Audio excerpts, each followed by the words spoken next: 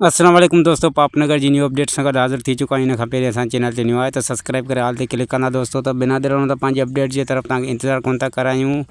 जी दोस्तों, तव्हांखे ॿुधाईंदो हलां त तव्हां ॾिठो हूंदो हिन ड्रामे में जीअं तव्हांखे असां ॿुधायोसीं त जेको राबेल ऐं बालाज खान जो मिलाप आहे, हुनजे प्यार कंदड़ वारियूं जेके कचहरियूं आहिनि दोस्तों, त उहो हिकु माना ख़्यालु ई हूंदो दोस्तों। त उहो बालाज खान जो हिकु ख़्यालु हुयो, बालाज खान जी हिकु सोच हुई, जेको सोचे रहियो हुयो त हू राबेल सां जेको कुर्बत करे रहियो आहे ऐं हुन सां प्यारु करे रहियो आहे ऐं राबेल हुन सां राज़ी आहे, त हू हुनजो इत्तेफ़ाक़ु हुयो, ख़्यालु हुयो, हुनजी हिकु सोच हुई दोस्तों।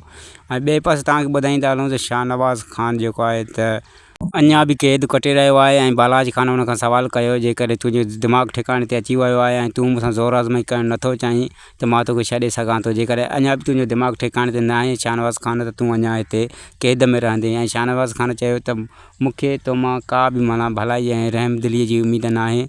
बहरहाल तूं मूंखे भले माराए छॾ, पर मुंहिंजो पुटु जॾहिं वॾो थियो त तोखां सभु हिसाब ॻणी वठंदो आहे। बालाज खान जी तव्हांखे ज़ुल्म जी इंतिहा ॿुधायूं दोस्तों, त हू एतिरो ज़ालिम आहे बालाज खान जो, जेको आहे त हुनखे शाहनवाज़ खान खे चवणु लॻो त तुंहिंजे माना साहु वठण खां अॻु में मां तुंहिंजे मासूम पुट जो साहु वठंदुसि, जीअं तुंहिंजी अखियुनि जी आॾो तुंहिंजी माना आस उमेद ख़तमु थी वञे त मुंहिंजे पोयां बि को आहे जेको मुंहिंजी का वाहुर कंदो, त उन खां अॻु में तुंहिंजे पुट जो कंधु वढींदुसि ऐं पोइ तुंहिंजो। ऐं त हू जेको आहे त शाहनवाज़ खान परेशान थी वियो दोस्तों, ऐं हू सोचणु लॻो त अहिड़ो बि को भाउ थींदो आहे। ऐं उन ई क़ैद में दोस्तों तव्हांखे ॿुधाईंदा हलूं त हिन रोशन सवालु कयो त जा असांखे क़ैद कयो अथव, जा असांखे आज़ादु कयो ज़िंदगीअ जी क़ैद मां, जा हिन क़ैद मां आर्ज़ी क़ैद मां आज़ादु कयो त असां तव्हांजो कर्ज़ु लाहींदासीं।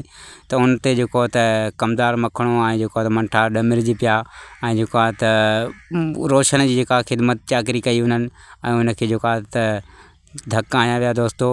उमेद आहे त हीअ वीडियो तव्हांखे पसंदि आई हूंदी। वीडियो पसंदि आई त लाइक सब्सक्राइब शेयर ज़रूरु कंदा। वरी मिलंदासीं नेक्स्ट वीडियो में। ख़ुदा हाफ़िज़।